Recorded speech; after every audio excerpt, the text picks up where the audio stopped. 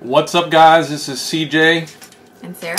It's a Wednesday night and it's time for another Keto Conversation. Let's get started. So today's topic is there a right way to do keto? So how did we come up with this topic? Why are we talking about this? Because you wanted to have a rant the other night. So that's why we're talking about it. No, basically it's because we get a lot of questions about how we do keto. Do we track our macros? Do we weigh ourselves? Do we test our blood sugar and our ketones? Do we test our cholesterol? What are our numbers? You know, a lot of questions like that. Mm-hmm. And so we just kind of wanted to discuss what we do together and also what we do individually that may be different and might be different from what you do. Right. So first of all, what we want to make sure is clear is that we're not bashing any one way of doing keto or not doing keto. Nope. That's the first thing we want to make perfectly clear about this video, that is not what this video is about. Right. We're not saying that if you track your macros and we don't track our macros, you're wrong. Or if you weigh yourself every hour and we don't weigh ourselves every hour or every day, and that's a joke, of course. Yes. That you're wrong. That is not what this video is about. Right. This video is just about... I mean, obviously there are some touchstones that make a diet ketogenic, like having a moderate amount of protein, keeping your carbs. Generally, the standard is around 20 grams, but some people count net carbs, some people count total carbs. So that, you know, you have to figure out where your carb tolerance is. Where you fit. And then the other usual prerequisite that makes it different than just a low-carb diet is the higher amount of fat. So generally those are the ketogenic basics. Right, and those are the basics that we stick with. Right. So we are not questioning the keto basics or anything like that, but we just want to talk about some other things because we get a lot of comments and we get questions. And we like those. Yes. We want those. We like ongoing, continuing discussions. Yes. That's the whole point of this particular format is conversations. Yes. We want to talk about things. Yes. We want to help each other and we want to learn. And but you will find that if we don't know the answer to something or if we don't do something, we're just going to say we don't know or that we don't do that. We're not going to try to BS you and say, you know, act like we know what we're talking about. No. If we don't. Because we're learning. We've been doing keto now for what, 2 years? Almost 2 years. September for me it'll be 2 years. But you know, we're not doctors. We're not. You know, we're not scientists. And what works for us or has worked for us might work fantastically for you. It might not work at all. Because we're all individuals, and CJ and I do some things differently, just even ourselves as a couple. So we're going to talk about that. Yeah. So. You're going to probably, well, actually, I think you can kind of see me flipping this notepad. We actually have a notepad with some notes because we're trying to stay on track with these when we do these videos. Yeah, because we like to blab. Yeah, we would just go on. We like to jibber jabber. So I think the first thing we're going to talk about is the whole topic of weighing yourself versus not weighing yourself. And we've said clearly over and over again that you will never see a weigh-in video on our channel from either one of us. So, but that's just us. That's just how we roll with our keto and how we do it. If you do weigh-ins on your channel, and I don't not do weigh-ins because I don't want other people to see what I'm doing. I don't do weigh-ins for myself because weighing myself makes me unhappy. It makes me frustrated, and so I don't weigh myself. I have not weighed myself in a year. I stopped weighing myself after the first year. Yeah, because and I think that's not what I gauge. I think the last time you weighed yourself, you hadn't really changed that. Your weight had not really changed, but I'd gone down like 2 more sizes. Yeah, so make sure you talk about that. I don't do it for me personally. How I gauge my ongoing weight loss is I go by my sizes and how things fit. And I'm also a proponent of the waist to height form of measurement. That is quickly becoming the gold standard versus BMI and actual weighing as a measure of health. And that is where you take your height in inches and you divide that by your waist circumference. So you take your measurements around your waist right about an inch above your belly button, and all you have to do is Google it or go on Wikipedia, and there is actually a scale. In fact, there's some apps that you can get that are almost like a big circle, and you can just take your finger and do like this, and it tells you how close you are to obesity or just a little overweight or in the normal range. So it gives you a kind of a gauge as to where you would like those measurements to be for your overall health. And they're using that as a marker as far as your risk for chronic illness and longevity. So that's what I have been eating. So people are moving away from the BMI. Yes, because it's not overly accurate. Yeah, and they've known that it's not overly accurate for quite a long time, but like everything else, it's very slow to change in the United States, just like the USDA guidelines and all of those things. Sure. And I think one of the, we talked about before, Dr. Fung is a big proponent of this. Several doctors. Dr. Westman, I think. Lots of doctors that are believers in the LCHF lifestyle prefer that as a more accurate gauge of measurement. Because actually, you know, your fat percentage around your waist, even your regular MDs will talk about that as the most dangerous place to carry your weight. So if you can take care of some of that abdominal weight, then you are going to be in better health. So. And by following that, I'm only about a ½ inch away from being at an extremely healthy weight for my height. So that makes me more pleased than if I were to get on the scale and maybe see a number that wasn't overly far away, or a number that seems higher than, you know, average or standard. So. And so I actually do weigh-ins. Yep. So you're totally different. I do weigh-ins. I weigh myself almost every week. Maybe sometimes it goes every other week. But I weigh, I take measurements, I write the numbers down, and I track them in MyFitnessPal is the app that I use.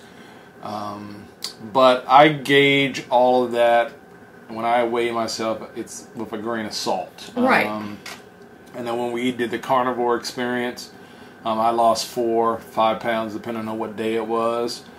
This week when I got back on the scale, for some reason I had gained 3 pounds. So, and you know, going along with that thought, I did want to talk about this chart that Maria Emmerich had posted on Instagram. This was a while back. This was back in February, and I had copied this. And it was actually how much your weight can change in a day. And it's actually a picture, and I'm sure you can't see it from this angle, but it talks about where all of the things in your body go to, and the amount of fluid you lose every day and the amount of fluid you gain.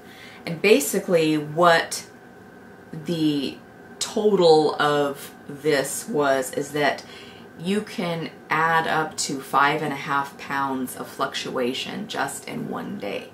So sometimes weighing is not overly accurate. So what they suggest a lot of times, if you are someone who likes to weigh, that you keep like a weekly average. Say if you weigh yourself every day, then write it down every day and then do an average divided by 7, so that you can get more of an accurate idea of how much you weigh, considering that you can fluctuate so much just in one day. Now, and I'll say that we talked about this chart, and we'll put a link to it in the description.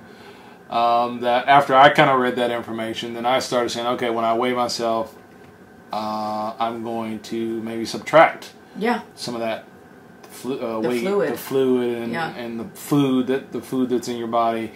Just even your breath can control this fluctuation. Breathing in and breathing out. I mean, that's how much it fluctuates. So and for women especially, even perspiration and breathing, it says in that chart. So, and of course women, you know, we're affected by our cycles, and so there are times where we have water retention and things like that. So that's just another reason why I feel more comfortable not weighing myself. So But there is no right way. It's whatever you like to do. Sure, and whatever you feel comfortable with. And if you're being successful, if you're feeling that maybe you need to make adjustments somehow, then try it a different way and see if you like it.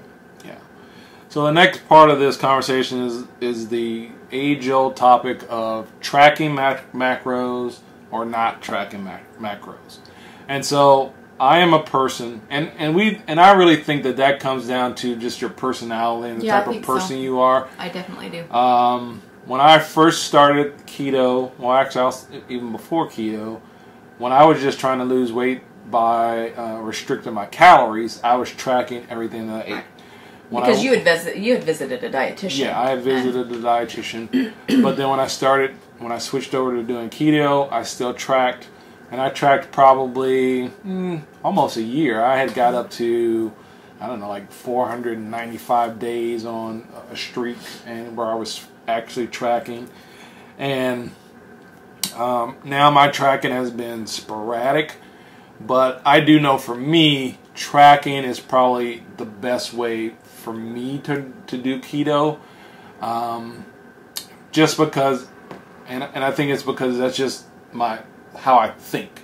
The numbers are important, and it's helpful for me to keep track so that I'm not sliding into, something sliding, especially with carbs. I mentioned to Sarah this morning that last week, and this is kind of interesting. I'm not gonna, we did the carnivore thing, and then last week, I really felt like I was just craving. Your cravings. You feel like your cravings went up. Yeah, it feels like my cravings went up way higher than before I did carnivore. And I don't know if I had anything to do with carnivore, but I know we went down basically to zero. To rock bottom. Almost to zero carbs pretty much. So probably even adding back in your vegetable carbs. Yeah, that may have triggered something.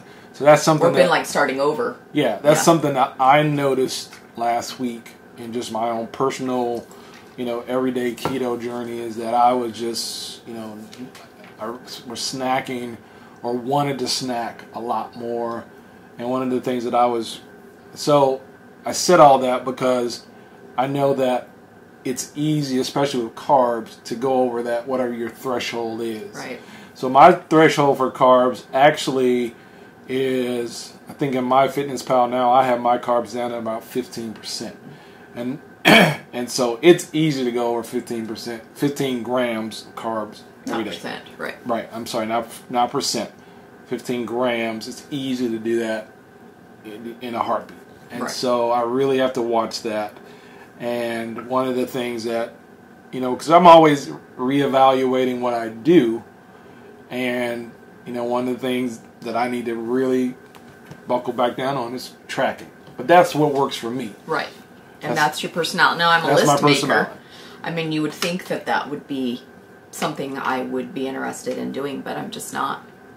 I'm just not. And I guess, too, for me, because I consider myself on the downward swing of my personal weight loss journey, I guess in the back of my mind, I think I'm not in a hurry to finish. True. I'm kind of like, I'm doing this for the rest of my life, so...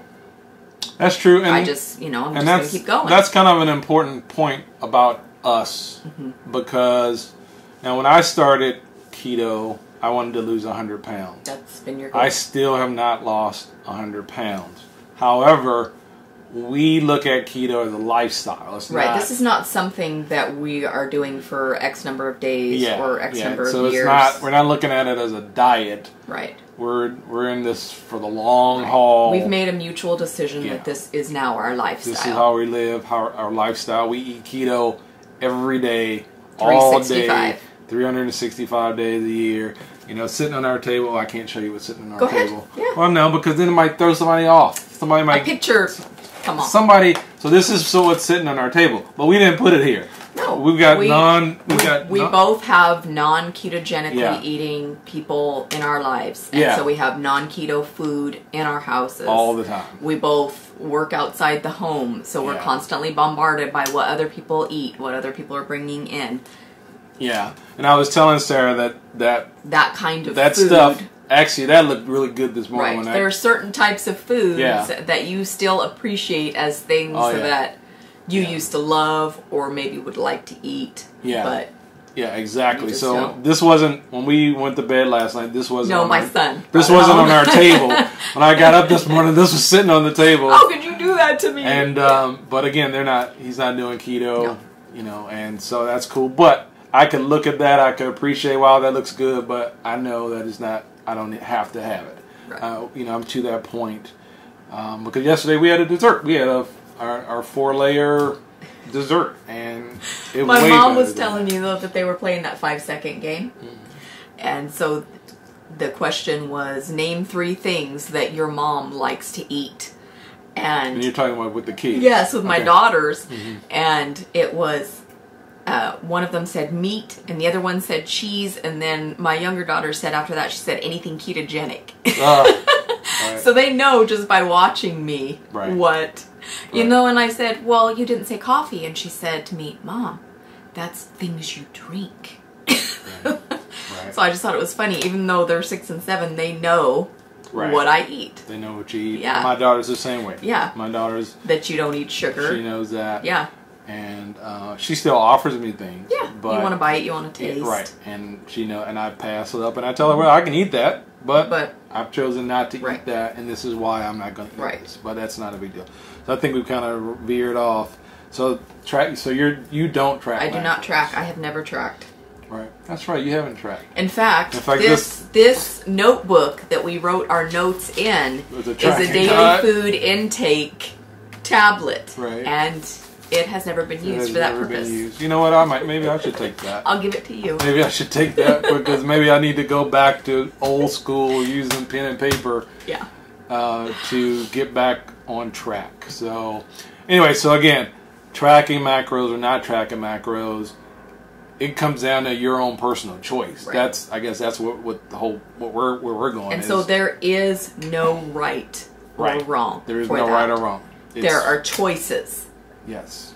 And you can change your choices. You can go back to your choices. You can veer away from your choices. So if this is working for you and you're being successful, continue to do it. Right. If it's not working, there's no reason why you can't do something else and see if it works. And if it's the same, then you can go back to what you were doing before. Right. So there's no rules in that sense. It has to be what you're comfortable with and what is working for you. Is the main idea here, is the takeaway. And if you're new to keto, to the keto lifestyle, because you know our audience is made up of a lot of different people. A lot of people that are been doing keto for a while, and a lot of people who are new to keto. If you're new, you're gonna find that as you watch YouTube, if you watch YouTube videos, as you listen to people, you're gonna find that there may be people that do keto a little bit different. There's a lot of different ways. Some people don't eat dairy. Some people fast.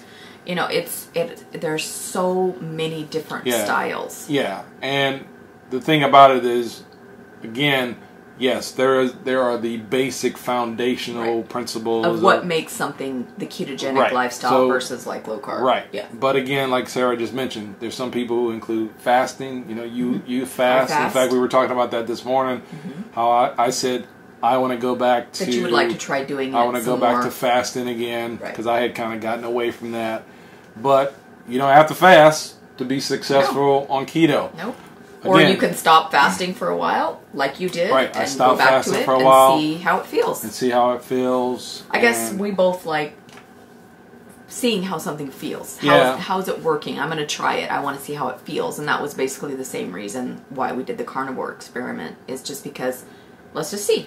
Yeah, and now actually all that what I just said was leading to a point, because you will find that we do, and it's okay to experiment with, you know, so carnivore to me is like a variant of it is of keto. It is. It's just keto on steroids. Yep. I mean, because you're not doing any carbs or very very minimal carbs. There's even people doing hybrids of carnivore. Right. Or doing carnivore different ways. They do carnivore. You know, in fact, who was that? Keto with menopause or in menopause? I think it's not with menopause. Something about keto and menopause. Anyway, Alma over her channel, she was talking about how she's researching carnivore, and she might do a hybrid for a while. Yeah. You know, and there are some people who 7 do, days on. Yeah. You know, strict carnivore, 7 days off. Exactly. To see how it feels. Exactly. Try that out for a month. Some people are trying to do vegan keto. I mean, there's no, like we said, you have your foundations, you have your touchstones of what the ketogenic diet means. Right. But you have to experiment within your own personal life and find out what is going to work. And I should say, and I'm going to qualify that. I think you need to experiment if that's the type of person you are. Right. Because some people, you just need to stick straight with keto. That's what you need to do. You just say, okay, I want to. So you have to know yourself. You have to know your You got to know your personality. You got to know yourself. Right. And if all this experimentation ain't you, am I easily distracted? Then Squirrel. Don't do it. You know, because in some ways, you know, if you just lay out a plan and keto is the plan, and it works, and you know what, keto will work. The stuff that we do, again, we've been doing this for a little bit longer time. Right, because we've been on the ketogenic diet, like CJ said, for going on 2 years now. So we're not newbies by any sense of where we are in our keto journey may be totally different than where you are. And so keep that in mind. Right. So if you're starting keto, then just do it. Just get started. Just get started. Yeah. Don't worry about it being, in fact, don't worry about it being perfect. Don't really worry about it being perfect. Just get started and stick with it. And do it, let it work, because it will work, and it does work. But when you get to a point where if you feel like you want to kind of veer off into other things, try things, that's fine. And it's not forever. If it's not working, you can try something else and find out if it does work for you. Right. Right. And believe it or not, there's no keto police. Nobody's going to come to your house and... There might be some people who act like keto police, but stay far away from You're not going to find us. Not us. We're not going to be keto police. We're not going to tell you what to do. No. We're only ever going to tell you what we do and what works for us. That's true. And then it's up to you whether or not you decide to do those things for yourself. Right. And, you know, we read and listen to a lot of keto talk and get a lot of keto information from a lot of different sources. We're all about keto continuing education. Yeah, so we do that. And that's important, not just only for us, but important for you. You know, you've started down this keto journey for whatever your reasons are, whatever your motivation is. It's important for you to learn and to get some education and read about things and understand things. And because there is no Keto Yoda. There's not like one source of ketogenic information. That's true. Know? I wish that there was a Keto Yoda that we could go, nice. that we could go to and say, "Oh, great one! How should we do keto?" But there ain't. There's not. No. And because of this being a newer lifestyle, I mean, the ketogenic diet has been around for a really long time, but its popularity, I think we're all trying to learn together what works, because, you know, it's new and we're still experimenting and we're still trying, and so we're all trying to help each other. Yeah. Anything else? No, that's it. I think we've jibber-jabbered enough. Yeah. All right. So that is our Keto Conversations for this week. Hopefully we have said a few things that maybe made you think, or maybe, and we like to hear. We'd like to hear from you in the comments. So if you want to talk, if you want to say something in the comment section of, yes, I track and here's why, or no, I don't track and here's why, or yes, I weigh and here's why, or no, I don't weigh and here's why. It's wonderful, not just for us when we go in and we read those comments, but other people read your comments and then they get insight from what you've said, and that way we keep this a community, so we're all continuing to learn from each other. And again, we are not trying to bash anybody for what you do or what you don't do. This was just a conversation, something we wanted to talk about. And I think I'm done. Okay. I think I'm done talking. Thanks for watching CJ's Keto Kitchen. If you're new here, we do these keto conversations every Wednesday. We do new recipes on every Sunday. And by the way, we do have a blog. It's cjsketokitchen.com. And all of our recipes are on there. All the recipes are on the blog. So if you ever need to refer to a recipe and you don't want to watch like the whole video on YouTube, all the recipes are on there. Yeah. And you know, and the macros and everything. I go to the blog all the time. Yeah. To get recipes. Yeah.